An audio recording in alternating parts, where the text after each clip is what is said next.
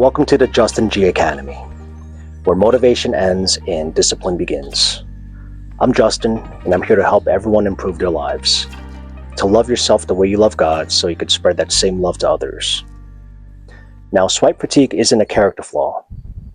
It's actually a business model. You see, apps are literally rolling out AI assistants and weekly meet cute matches to keep you swiping instead of deciding.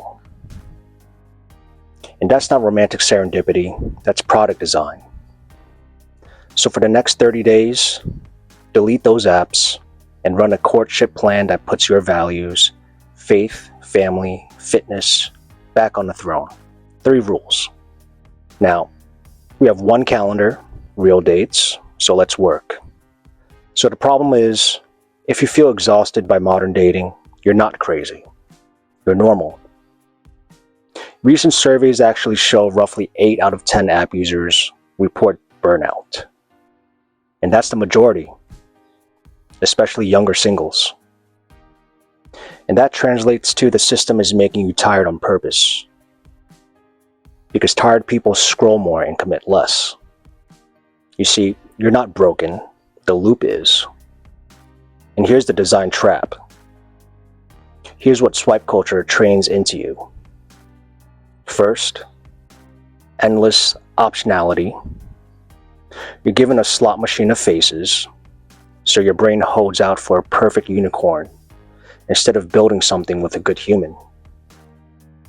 It's variable reward psychology, not love. Second, fragmented attention. 10 conversations at once means none go deep. You chase dopamine pings instead of character. And third, you risk aversion. When options feel infinite, you never have to risk being known. You can ghost, orbit, breadcrumb, and call it talking. That's not dating. That's avoidance. And the platforms know it. Meta just actually shipped an AI dating assistant to help you skip the swipe, plus a weekly surprise match to keep you coming back. That's not solving the problem. It's optimizing the funnel. You see, I'm not anti-technology. I'm anti-training that makes you worse at love. Love is a skill. It needs attention, courage, honesty, and standards. The apps can be a tool, but if the tools start using you, you lay it down. Scripture says, guard your heart because everything flows from it. Guard doesn't mean build a bunker. It means put good boundaries around what's valuable. Courtship is simply boundaries with purpose. It asks, are we walking toward covenant, or are we just killing time? You see, when dating becomes a habit of consumption, you lose the muscle of commitment. Time to train that muscle back. So here's a 30-day courtship reset. Here's the plan. It's simple, measurable, and not negotiable. You're not doing this to impress me. Do it to respect your future spouse, your future kids, and your own soul. All right, so rule number 1, delete the apps for 30 days. Not pause, delete. If your job depends on Instagram, TikTok, fine. Keep them. But no DMs for dating. You can reinstall later with the standards, but for now, cut the drip. The goal is silence. Fewer inputs, stronger signal. Now, rule number 2. 2 in-person reps every week. Reps equal environments where people share values and show character in motion.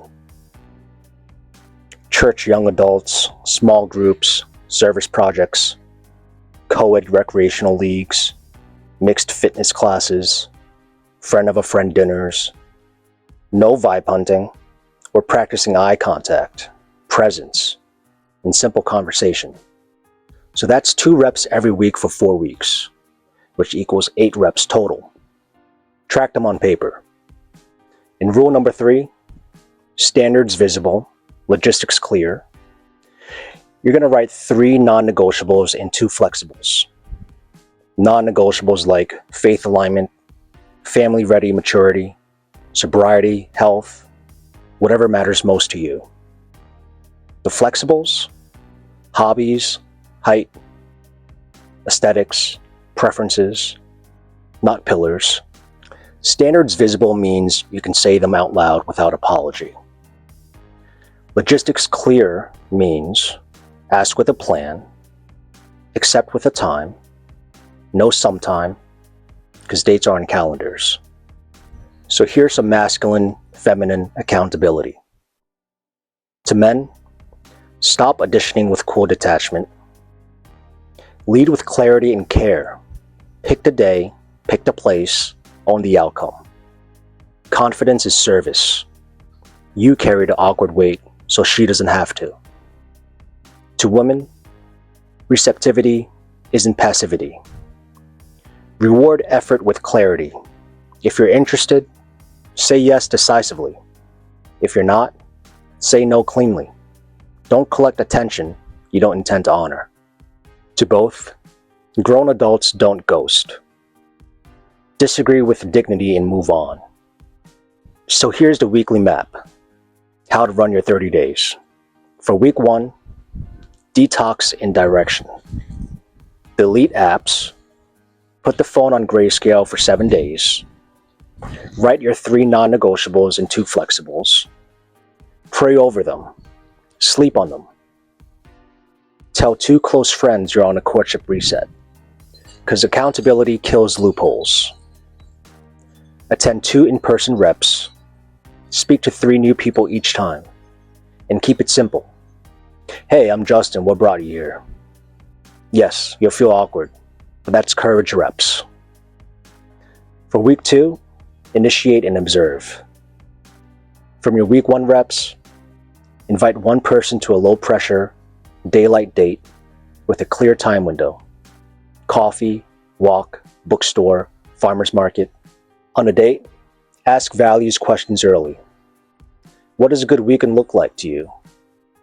Who are your people? What's your faith story?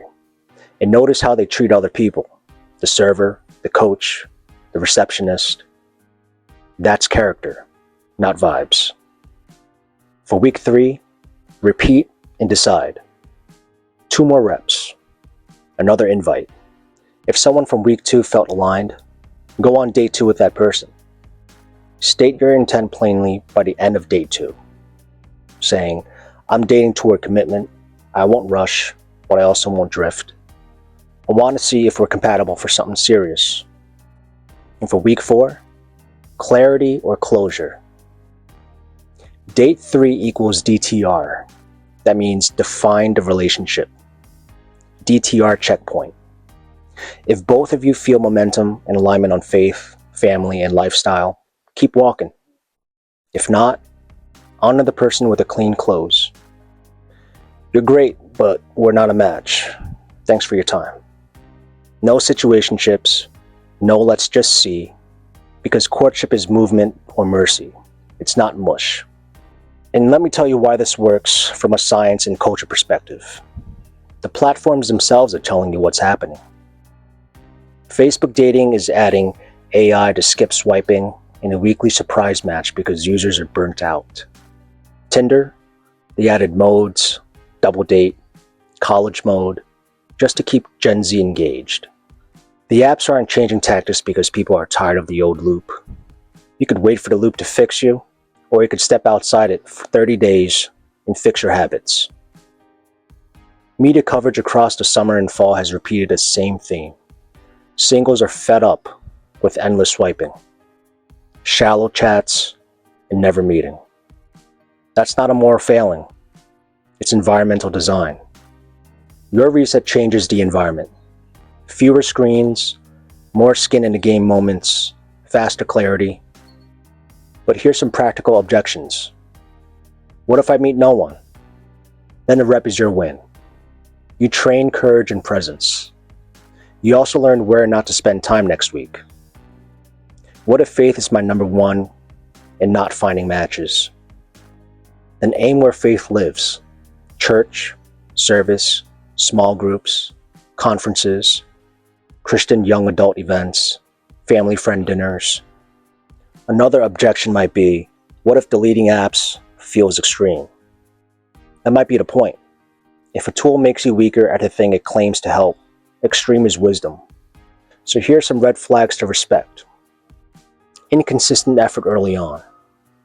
If they only text you at 11:30 p.m., they're not serious. Another one is chronic ambiguity. If they dodge intentional talk by date 3, that's a no. Values mismatch, so don't missionary date. Equally yoked isn't a churchy slogan. It's a lifetime backsaver. Non-negotiables breaking, sobriety, integrity, fidelity. If any crack shows now, it won't fix itself later. And here's some green flags to pursue. Aligned purpose. They know why they're building a life, not just chasing aesthetic vibes. Consistent kindness, not performance pattern. Family enthusiasm. If talking family sounds like joy instead of jail, note it. Repentance muscle. They can apologize, adjust, and grow. That's covenant material. For men, you're not a vending machine of attention, and you're not a stone wall either. Lead gently. Pay for the first date without making it transactional. Ask good questions. Practice brevity. For women, you don't need to chase or test. Choose. If his effort is steady and character is real, say yes with warmth. If it's not, release with respect. So be sure to run this plan in community. Tell a couple with a strong marriage what you're doing. Ask them for feedback after dates 1 and 2. Do you see blind spots? Wisdom borrowed is time saved. And make sure you know the metrics that matter. You're going to measure what actually predicts love. Reps attended, the goal which is 8. Invites made, the goal 2 to 4. Dates completed, the goal is 3 with 1 person or 1 to 2 with 2 people. Clarity events, define a relationship by date 3, and character notes, 1 mental paragraph after each date. What did I see? What did I feel? Where did I lead or avoid? If you've been talking to 5 people for months with 0 intent, that's not romantic optionality. That's fear. Fear of choosing. Fear of being known. Fear of building. God didn't give you a spirit of fear. He gave you power, love, and a sound mind. So act like it. Here's your 1 step. Delete the apps and book your first 2 reps tonight. Text 2 friends to join you. Tape your 3 non-negotiables to your mirror. Then go meet real humans with real standards in the real world. At 30 days, you'll feel different. Calmer mind, cleaner inbox, clearer path. And if you meet someone worth building with, you won't need an algorithm to tell you. In the comments, write W dates to raise the energy. And if this helped, subscribe and share it with a friend who's stuck in the loop. Next up, I'll show you how to end a situationship in 7 days, cleanly, kindly, and with standards. It's courtship over convenience, covenant over consumption. And always remember, motivation fades, discipline lasts. God bless.